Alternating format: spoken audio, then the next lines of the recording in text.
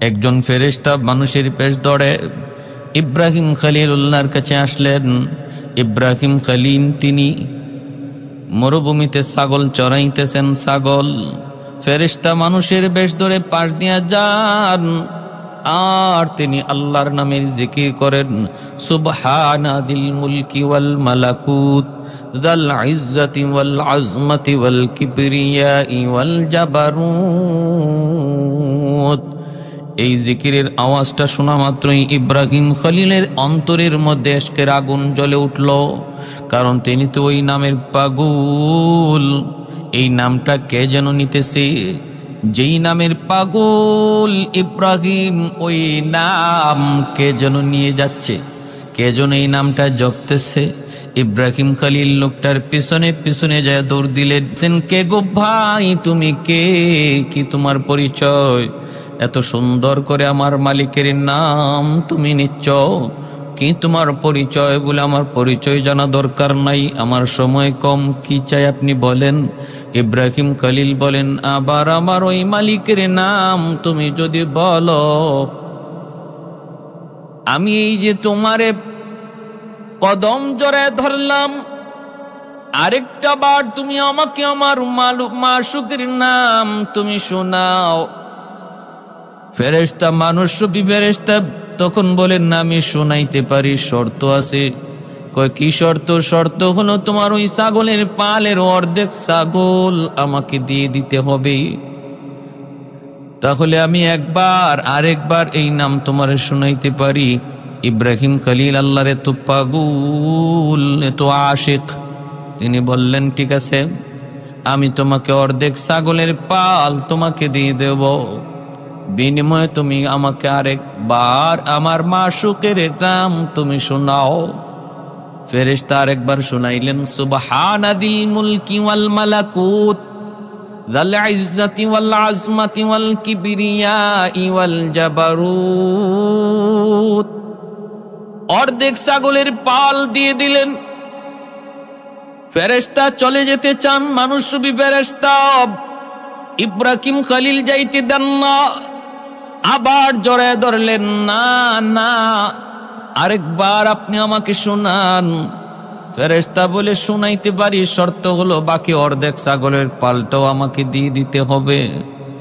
ইব্রাহিম খলিল বলেন, তাও তোমাকে দিয়ে দিলাম, কিন্তু আমাকে আরেকবার এই নামটা শোনাও।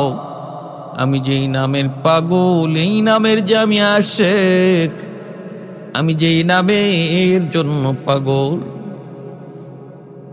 ভাইরে, আল্লাহ নামের উপরে কি পরিমাণ দেওয়ানা, আল্লাহর আশিক, আল্লাহ নামের উপর কি পরিমাণ দেওয়ানা, আল্লাহ আল্লাহ নামের উপরে কি পরিমাণ মজা, কি পরিমাণ স্বাদ একজন আশিক ছাড়া বুঝে না।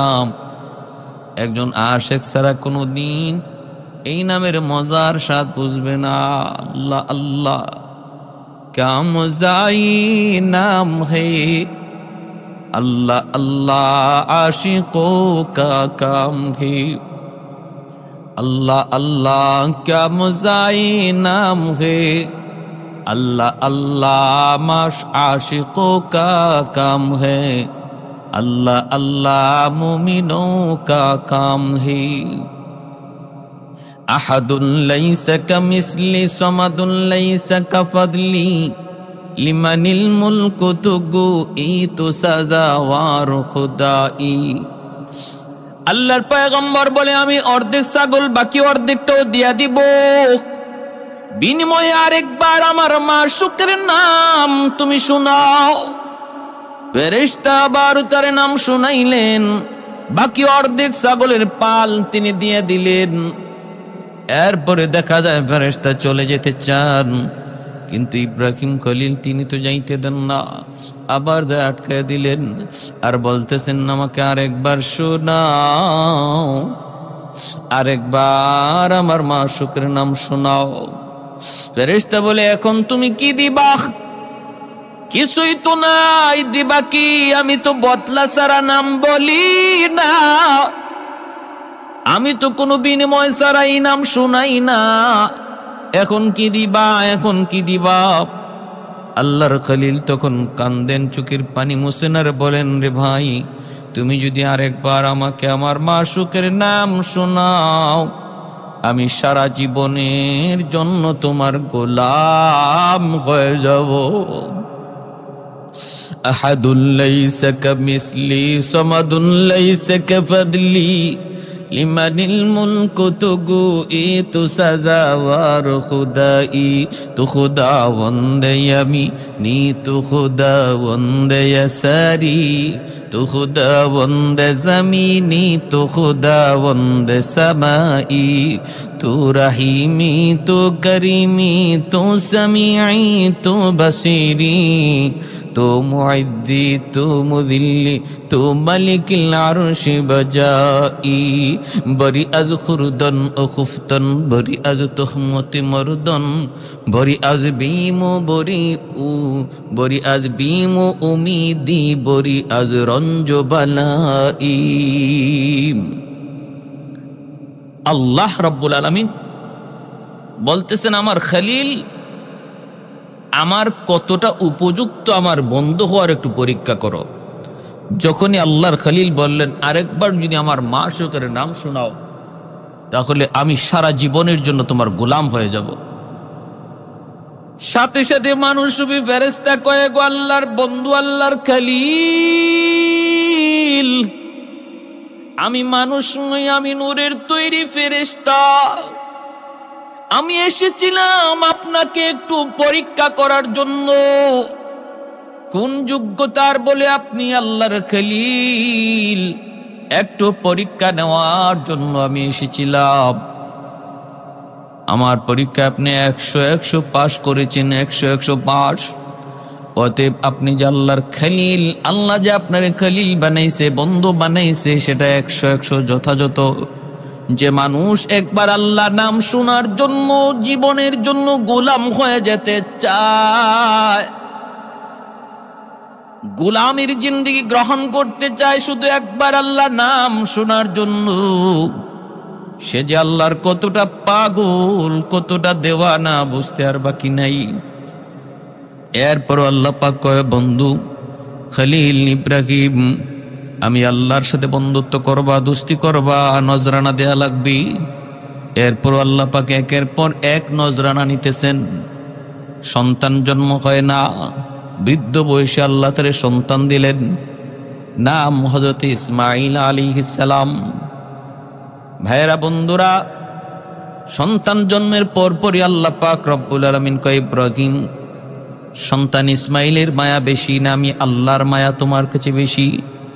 মোহাব্বত ইসমাইলের বেশি না আমি আল্লাহর বেশি? কয়, আল্লাহ তোমার। কয়, প্রমাণ চাই, প্রমাণ। কয়, মালিক তুমি কি প্রমাণ চাও? আল্লাহ বলে, বনবাস দিয়ে দাও। যে সন্তান এত কান্নাকাটি কইরা আমি আল্লাহর কাছ থেকে তুমি পাইছো, যদি সন্তানের চেয়ে মোহাব্বত আমি আল্লাহর বেশি হয়, তাহলে নজরানা চাই, দলিল চাই, প্রমাণ। খলিল বলে, মালিক কেমনে? কয়, সন্তান আর মাকে বনবাস দাও। এ ভাই, সেই ফিলিস্তিন থেকে মক্কার জমিন, ওই মক্কার জমিন পর্যন্ত চলে আসলেন। এখন যেখানে আল্লাহর ঘর বাইতুল্লাহ, আল্লাহর ঘর খানায়ে কাবা, এই জায়গায় আসলেন। জিব্রাইলে আমিন সাথে ছিলেন, জিব্রাইলে আমিন সাথে ছিলেন। এখানে আসার পর জিব্রাইল বলতেছে, ওগো আল্লাহর পয়গম্বর, এই সেই জায়গা যেখানে আপনি আপনার সন্তান আর আপনার বিবি হাজেরাকে এখানে রেখে যাবেন, এই সেই জায়গা। আল্লাহর খলিল দুধের শিশু ইসমাইল আর মাকে ওই মক্কার প্রান্তরে বাইতুল্লাহ না বাইতুল্লাহর ওই জায়গায় সাফা মারওয়া পাহাড়ের কাছেই তিনি এখানে সন্তানকে রাখলেন। সন্তানকে আর সন্তানের মাকে রেখে আল্লাহর খলিল তিনি চলে যাইতেছেন। ওই অবস্থায় মা হাজেরা তিনি ডাক দিয়ে বলতেছেন, স্বামী গু, ও স্বামী, কিছু পানি আর কিছু খেজুর তুমি দিয়ে গেলা, কয়েকদিনের ভিতরেই খেজুরটাও শেষ হয়ে যাবে, পানিটাও শেষ হয়ে যাবে, কিন্তু আমাদেরকে কোথায় রেখে যাইতেছো? কেন রেখে যাইতেছ? কই চলে যাইতেছ? কতদিনের জন্য রেখে যাচ্ছ? কিছুই তো বলো নাই। অপরাধ কি গো স্বামী? আমি স্ত্রী যদি তোমার সাথে কোনো অন্যায় করে থাকি, আমার শাস্তি দেও, শাস্তি দেও, মাথা পেতে নেব। কিন্তু আমার দুধের বাচ্চাটার কি অপরাধ? আমার দুধের শিশুটার তো কোনো অপরাধ নাই। শাস্তি যদি পেতে হয় আমি পাবো, আমার সন্তান কেনই শাস্তি ভোগ করবে? ইব্রাহিম খলিল চোখের পানিটা মুছেন, কথা বলেন না। বারবার শুধু মা হাজেরা তখন বলতেছেন, স্বামী গো একটু বলো, কথা বলো, কথা বলো। কেন তুমি এখানে এই মরুভূমিতে রেখে যাইতেছ? ঘর নাই, বাড়ি নাই, পানির কোনো ব্যবস্থা নাই, গাছপালা বলতে কিছুই নাই। এই জায়গার মধ্যে কেন রেখে যাইতেছ একটু বলো। আল্লাহর খলিল তখন চোখের পানি মুছে আর আসমানের দিকে আঙ্গুল ইশারা করে দেখায়, আসমানের দিকে ইশারা করে বুঝায় দেয়, ওগো বিবি, আমার ইচ্ছায় তোমাকে রেখে যাই নাই। এখানে তোমাকে আর তোমার সন্তানকে, আমার সন্তানকে রেখে যাওয়া আমার মালিকের ইশারায়। মা হাজেরা তখন বলতেছেন, যদি আমার আল্লাহর ইশারায় হয় তাহলে আমার কোনো আপত্তি নেই, কারণ আমার আল্লাহই আমার উত্তম হেফাজতকারী। কেমন ধৈর্যশীল আল্লাহর উপর, কেমন আস্থা আল্লাহর উপর, কেমন ভরসা। আল্লাহ বলে, ওয়ামান ইয়াতাওয়াক্কাল আলাল্লাহ ফাহুয়া হাসবুহ। কেউ যদি আমি আল্লাহর উপর 100 ভরসা করে, আমি আল্লাহ তার জন্য যথেষ্ট, আমি আল্লাহ তার জন্য যথেষ্ট হয়ে যাই। তিনি যখন বুঝলেন আল্লাহর ইশারায়, মা হাজেরা বলেন, তাহলে কোনো টেনশন নাই, আপনি নির্ভয়ে যান, আমার মালিক আমার উত্তম হেফাজতকারী। সুবহানাল্লাহ। ভাইরা বন্ধুরা, তিনি চলে গেলেন, এইদিকে তিনি চলে গেলেন, সংসার করেন বিবি সায়রার সারার সাথে সংসার করেন। এরপরে এইদিকে হযরত ইসমাইল আস্তে আস্তে একটু বড় হলেন। পানির ব্যবস্থা হলো বলে কেমনে হলো সেদিকে বিস্তারিত ঘটনা বলবো না। মা হাজেরা তিনি সাফা মারওয়ায় দৌড়াদৌড়ি করেন। পানির তৃষ্ণা ইসমাইল ছটফট করে, মা হাজেরা সাফা মারওয়ায় দৌড়াদৌড়ি করেন পানির একটু সন্ধান পাওয়ার জন্য। একজন মা যখন নিজের চোখে দেখে সন্তান পানির তৃষ্ণায় ছটফট করতেছে, মারা যাবে, ওই অবস্থায় মায়ের দিলের হালত দুনিয়ার কেউ বুঝবে না, বুঝবে শুধু ওই মা। এজন্য মা হাজেরা তিনি ওই সন্তানে পিপাসিত ওই চোখ, পিপাসিত ওই ঠোঁট তিনি তো দেখতেছেন। এক ফোঁটা পানির জন্য সাফা মারওয়ায় দৌড়ান, উঁচু জায়গায় উঠেন, নিচা জায়গায় নামেন, কোথাও কোনো পানির ব্যবস্থা আছে কিনা একটু দেখার জন্য। ভাইরা বন্ধুরা, কিন্তু না, এরকম পাগল পারা হয়ে 7 বার তিনি দৌড়াইলেন। আল্লাহ পাকের কাছে এই দৌড়টা এত ভালো লাগলো। হজের মৌসুম চলছে, হজের হাজিগণ আল্লাহর ঘর দেখার জন্য রওনা দিয়েছেন। এ ভাই, এই হজের পুরা আমলগুলি, রকুনগুলি আমাদের দুইজন পিতার স্মৃতি এর মধ্যে বেশি জড়িত। একজন আদি পিতা আদম, আরেকজন হলো জাতির পিতা ইব্রাহিম আলাইহিস সালাম। এই দুইজনের স্মৃতি হজের সমস্ত কাজের মধ্যে সবচেয়ে বেশি জড়িত। এই স্মৃতিগুলাই চারণ করা হয়। মা হাজেরা আলাইহিস সালামের এই দৌড় আল্লাহর কাছে এত পছন্দ লাগছে। সমস্ত হাজিদের জন্য আল্লাহ সাফা মারওয়ার 7টা দৌড়কে আল্লাহ ওয়াজিব করে দিছে, যে এটা আদায় না করলেও একজন মানুষের হজ কামেল হবে না, পরিপূর্ণ হবে না। সুবহানাল্লাহ। তারপরে হযরত হাজেরা আলাইহিস সালাম তিনি দেখতেছেন পানির সন্ধান না পেয়ে ইসমাইল আলাইহিস সালামের কাছে আসলেন। এসে দেখেন পায়ের গোড়ালির আঘাতে এই পাথর ফেটে জমজম পানির উৎপত্তি, জমজম পানির ফুয়ারা তৈরি হয়েছে। মা হাজেরা সাথে সাথে এই পানির চতুর্দিকে পাথর দিয়ে একটু বাঁধ দিয়ে আটকাইলেন। নতুবা এই পানি যদি ওই সময় তিনি না আটকাইতেন, তাম পৃথিবী এই জমজমের পানিতে ভরপুর হয়ে যাইত, সব ডুবে যাইত। আজও সেই দিন থেকে জমজম পানির ফোয়ারা তৈরি হয়েছে, আজও আছে, কিয়ামত পর্যন্ত এই পানি থাকবে। কতবার সেচন করা হয়েছে কিন্তু পানি আর কমে না, নিচ থেকে যেভাবে উঠতেছে এইভাবেই আল্লাহর কুদরতে পানি উঠতেছে। কত অমুসলিমরা কত পরীক্ষা করেছে জমজম, বিজ্ঞানীরা, ইহুদিরা, খ্রিস্টানরা জমজমের পানি কত পরীক্ষা করেছে। এই পানির মধ্যে একটা গুণ হলো পানির তৃষ্ণা নিবারণ হয়, আর একটা গুণ হলো পেটের ক্ষুধা, এই ক্ষুধাও নিবারণ হয়। শুধু পানির তৃষ্ণা নিবারণ হয় না, ক্ষুধাও নিবারণ হয়। এজন্য এই পানির তৃষ্ণার সাথে তারা যে ক্ষুধার্ত ছিলেন, তৃষ্ণার্ত এবং ক্ষুধার্ত দুটোটা আল্লাহ পাক এই জমজম পানির দ্বারা পূরণ করেছেন। আজও জমজম পানি যারা পান করে, এই পানি পান করার দ্বারা যেমন তৃষ্ণা নিবারণ হয় তেমন ক্ষুধাও নিবারণ হয়। আল্লাহ এই দুটোটা শক্তি পানির মধ্যে রেখেছেন। এজন্য আমার ভাইয়েরা, বন্ধুরা, এভাবে তিনি মক্কায় বড় হতে লাগলেন। বাইতুল্লাহর জন্ম হলো, আল্লাহর ঘর বাইতুল্লাহ তৈরি হলো, মানুষের বসতি হলো। মানুষের বসতি তৈরি হওয়ার আগেই আল্লাহ পাক রব্বুল আলামিন ইসমাইল আলাইহিস সালাম কিছুটা মায়ের আদরের সোহাগে তিনি কিছুটা বড় হতে লাগলেন। মাত্র বাবার আঙ্গুল ধরে ধরে হাঁটা শিখলেন, আব্বু আব্বু বলা ডাক শিখলেন। সন্তানের এই বয়সটাতে বাপমা সন্তানের প্রতি বেশি আসক্ত হয়। আল্লাহ পাক রব্বুল আলামিন তখন বলতেছেন, ইব্রাহিম, তোমার ইসমাইল এখন আব্বু আব্বু ডাকতে জানে, অতএব এই বয়সে সন্তানের প্রতি বাবার দরদ বেশি হয়। আমি আল্লাহ দেখতে চাই এই দরদটা তোমার অন্তরে বেশি নাকি আমি আল্লাহর দরদ। স্বপ্ন যুগে আল্লাহ দেখাইতেছেন, ইব্রাহিম কোরবানি করো। ইব্রাহিম আলাইহিস সালাম স্বপ্ন যুগে দেখেন কোরবানি করার নির্দেশ, ঘুম থেকে ওঠা 200টা উট কোরবানি করলেন।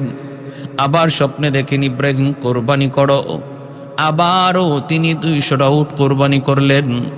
আবার দেখেন কোরবানি করো।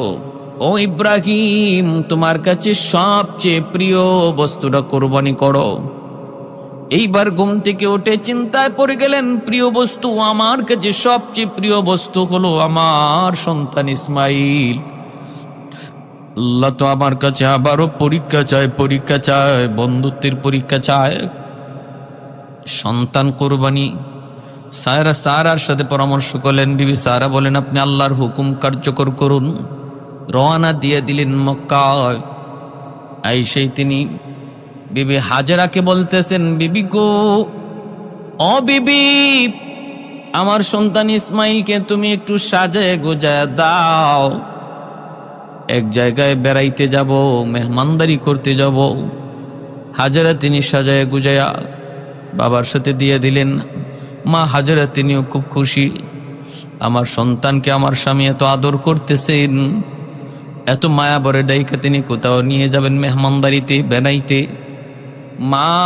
মা সন্তানকে যখন বাবা আদর করে, বাবা বেশি আদর করে ডাক দেয়, তখন মার কলিজা বেশি খুশি হয়। বাবা যখন সন্তানকে বেশি আদর করে, তখন মার কলিজা বেশি খুশি হয়। হাজেরা বলতেছেন, যান, আপনি সাজায় গুজায় দিলাম। তিনি সাজায় গুজায় নিয়ে রওনা দিছেন। এইদিকে শয়তান মা হাজেরার কাছে এসে বলতেছে, হাজেরা, সন্তান ইসমাইলকে তুমি নিজে একা লালন পালন করছো, সন্তানকে মানুষ করেছো তুমি, যত কষ্ট যত যন্ত্রণা সব তুমি নিজে সহ্য করেছো। আজকে তোমার ওই কলিজার টুকরা সন্তানটারে তুমি তোমার স্বামীর সাথে দিয়া দিছো কোথায়? কয় বেড়াইতে। কয় না, বেড়াইতে নেই গো হাজেরা, তোমার সন্তান ইসমাইলকে ইব্রাহিম নিয়ে গেছে জবাই করার জন্য, কোরবানি করার জন্য। হাজেরা বলতেছে, কস কি তুই?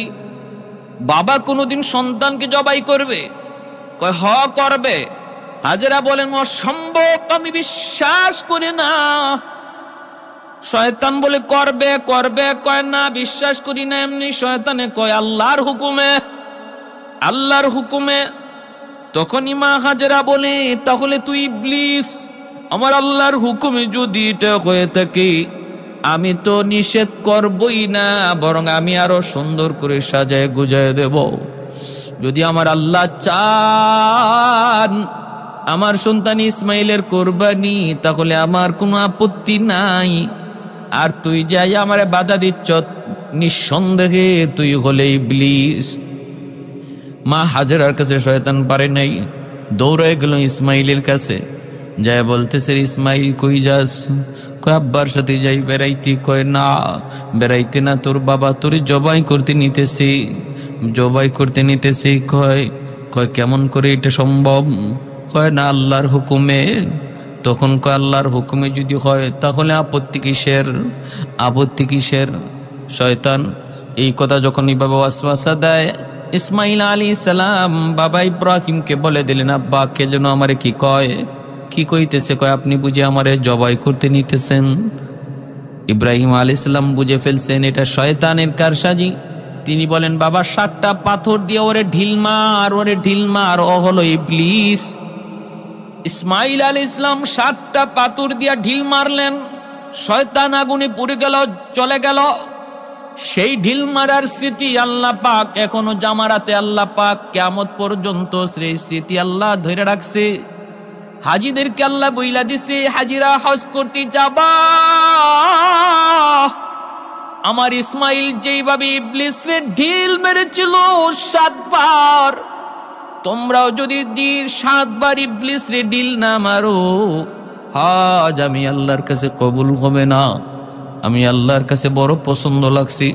যেই মুহূর্তটা দেশে ঘাবড়ে যাওয়ার কথা, ভয় পেয়ে যাওয়ার কথা, শয়তানের কথায় বাবার সাথে এ বিষয় নিয়ে আলোচনা করার কথা, দৌড় দেওয়ার কথা, কিন্তু না না, বরং শয়তানকে আরো ঢিল মারলো। আমি আল্লাহর কাছে এত পছন্দ, এই আমল তোমরা বিজড়িত না করলে, স্মৃতি আবার চারণ না করলে হজ কবুল হবে না। ভাইরা বন্ধুরা, ইব্রাহিম আলাইহিস সালাম বললেন, বাবা ইসমাইল, স্বপ্নে দেখেছি আমি তোমাকে কুরবানি করতেছি, এবার তোমার পরামর্শ দাও, তুমি কি বলো? ইব্রাহিম খলিলুল্লাহ যখন এই কথা বলেছেন, ইসমাইল আলাইহিস সালাম ছোট্ট বালক, 10 বছরের বালক, তিনি বলতেছেন, আব্বা স্বপ্নে যা দেখেছেন আপনি তা বাস্তবায়ন করুন। আপনি আমাকে ধৈর্যশীলদের ভিতরে পাবেন, আমি অধৈর্য হব না, মালিকের হুকুমের সামনে অধৈর্য হব না। আপনি আমাকে ধৈর্যশীলদের ভিতরে পাবেন। আব্বা আপনি আল্লাহর আদেশ দেরি করবেন না, কার্যকর করুন। কিন্তু আব্বা আপনি যে আমাকে কোরবানি দিবেন, আপনি আমাকে উপর করে শোয়ে রাখবেন, আমাকে আমার চেহারাটা দেখে আপনি কোরবানি দিয়েন না, কারণ আমার চেহারা যদি আপনার নজরে পড়ে তাহলে কিন্তু কোরবানি দিতে পারবেন না, হাত আপনার চলবে না, উপর করে শোয়ে দিবেন। আর আমার রক্ত মাখা জামাগুলি আমার মা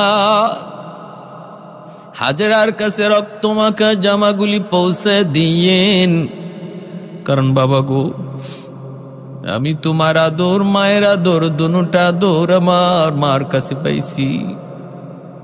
জন্মের পর থেকে আমি কি শুধু মাকে দেখছি, বাবার আদর আমি আমার মায়ের কাছ থেকে পেয়েছি,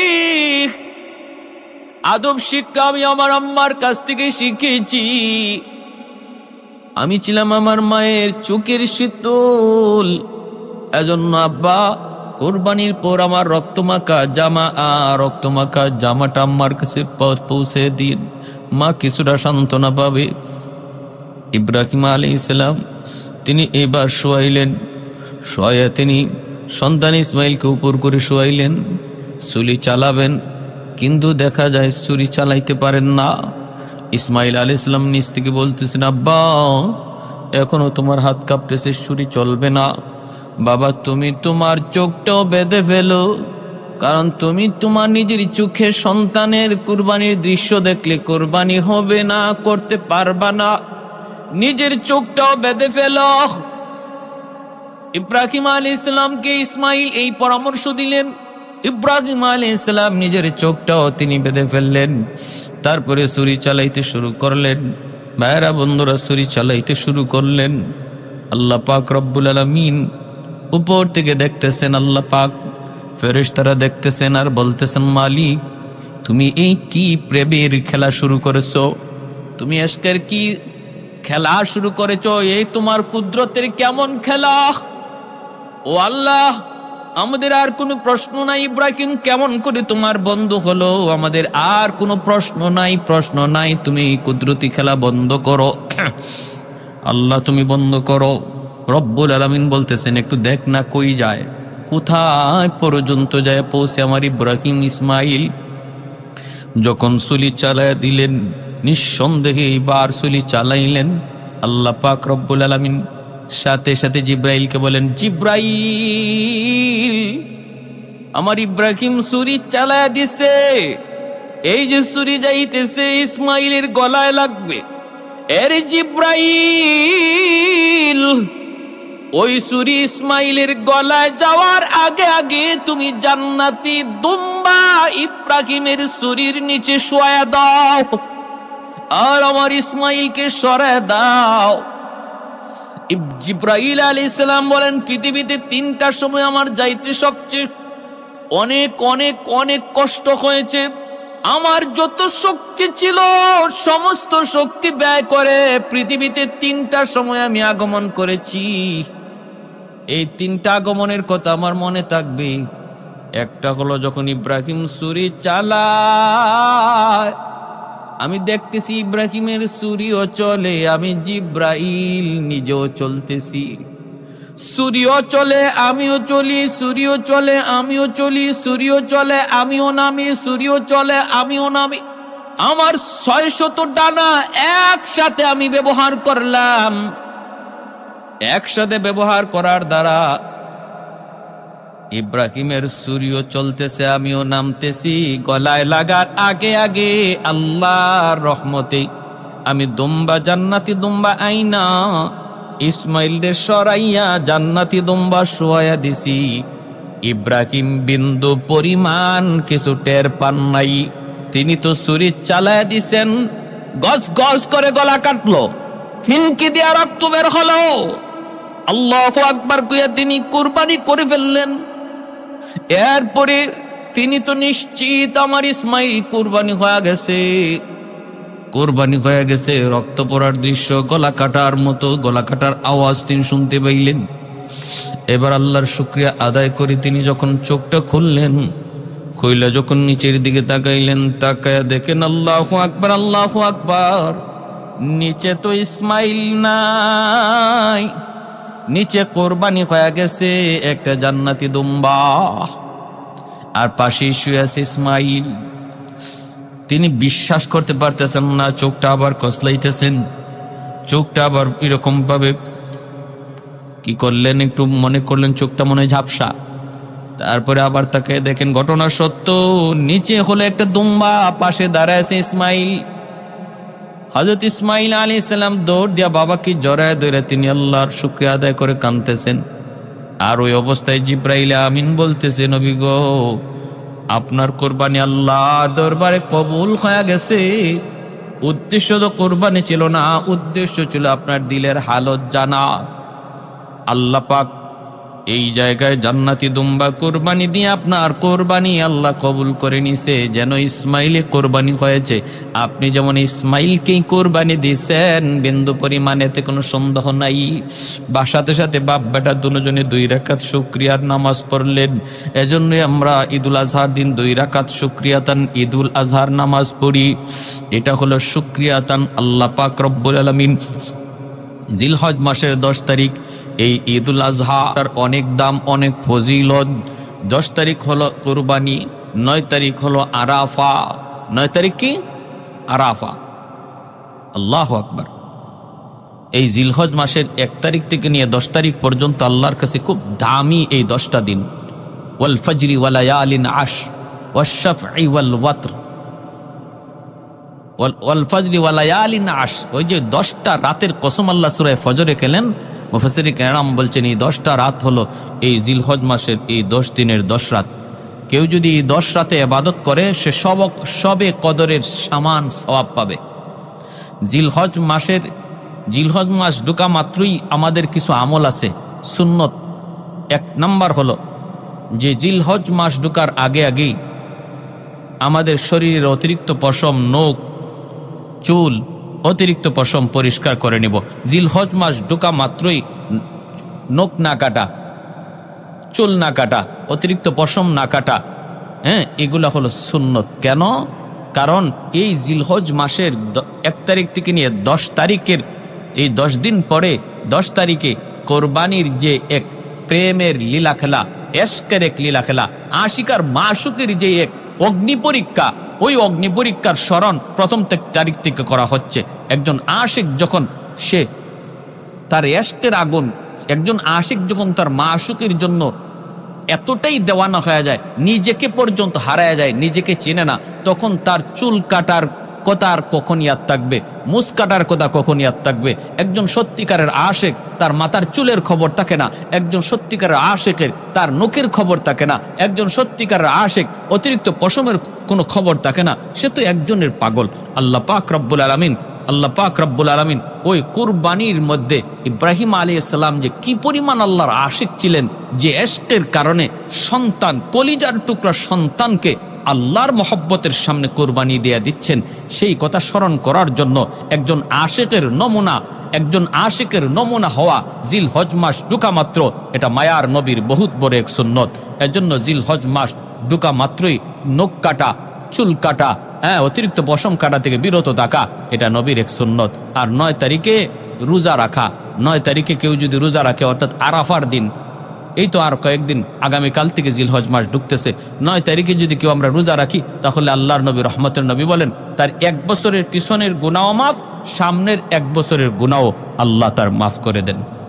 সুবহানাল্লাহ।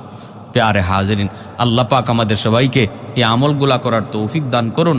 আর কোরবানির মধ্যে যে নিয়ত, ইব্রাহিম আলাইহিস সালাম যেই নিয়তে, আল্লাহকে খুশি করার নিয়তে যেমন কোরবানি করেছিলেন, এমন নিয়ত নিয়ে আমি আপনিও যদি আজকে কোরবানি করি, তাহলে এই কোরবানি আল্লাহর কাছে কবুল হবে।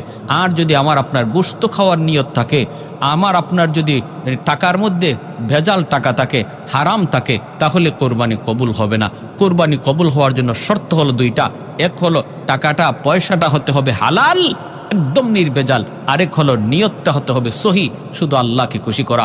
কারণ ইব্রাহিম আলাইহিস সালাম তিনি আল্লাহকে খুশি করার নিয়ত তার কি পরিমাণ ছিল, আল্লাহর প্রেম আর ভালোবাসা কি পরিমাণ ছিল, কারণ ইনি নিশ্চিত তার সন্তানকে তিনি জবাই করেছেন, নিশ্চিত সন্তানকে জবাই করেছেন। একজন বাবা তার সন্তানকে জবাই করতে পারে আল্লাহর মহব্বতে, তাহলে বুঝেন এই মহব্বতটা কতটা নির্ভেজাল, কতটা খাঁটি ছিল। আমরাও আমাদের কোরবানি আসতেছে, এই কোরবানিতে হারাম টাকা দিয়া কোরবানির অংশীদার হব না। 7 জন শরিকানের ভিতরে একজনের টাকাও যদি হারাম হয়, তাহলে 7 জনের কোরবানি বাতিল হয়ে যাবে, 7 জনের কোরবানি বাতিল হয়ে যাবে। কেউ যদি সুদী প্রতিষ্ঠানে চাকরি করে, সুদী প্রতিষ্ঠান থেকে লেনদেন করে, তাহলে তার সাথে কোরবানি দেওয়া থেকে বিরত থাকবো। আর হলো নিয়ত সহি, গোশত খাওয়ার জন্য নাকি আল্লাহরে খুশি করার জন্য? আল্লাহরে খুশি করার জন্য। এই কোরবানির রসুমটা, এই কোরবানির গোশত এখন আমরা নিজেরা খাইতে পারি। ইব্রাহিম আলাইহিস সালামের এই তো জমানার পর থেকে কোরবানির তরিকাটা এরকমভাবে তৈরি হয়েছে, আমাদের জন্য সহজ হয়েছে। এখন আমরা পশু কোরবানি করি, আবার নিজেরা গোশতও খাই। কিন্তু এর আগ পর্যন্ত কোরবানি ছিল, কিন্তু তরিকা এমন ছিল না। আকাশ থেকে আগুন আইসা কোরবানির বস্তুটারে খেয়ে ফেলতো, নিজেরা খাওয়ার কোনো সুযোগ ছিল না। আল্লাহ আমাদেরকে এই কথা বুঝার এবং এই কোরবানি আল্লাহকে রাজি খুশি করার নিয়তে করার তৌফিক আল্লাহ দান করুন। মায়ার নবী বলেন যে কোরবানি দেয় প্রতিটা পশমে পশমে নেকি আল্লাহ তার আমল নামায় দান করে। এজন্য সাধ্য যার আছে, মান ওয়াজাদা সাআতান, নবী বলেন যার সাধ্য আছে কোরবানি দেওয়ার, সে যেন কোরবানি দেয়। এটা বহুত বড় এক সওয়াব। পশুটার গায়ে যদ্দুর পশম আল্লাহ তার আমল নামায় দান করে, আর ওই রক্ত মাটিতে পড়ার আগে আগেই আল্লাহ তার কোরবানি কবুলও করে, যদি নিয়ত সহি হয়। আল্লাহ আমাদেরকে আমল করার এবং সে অনুযায়ী চলার তৌফিক আল্লাহ দান করুন।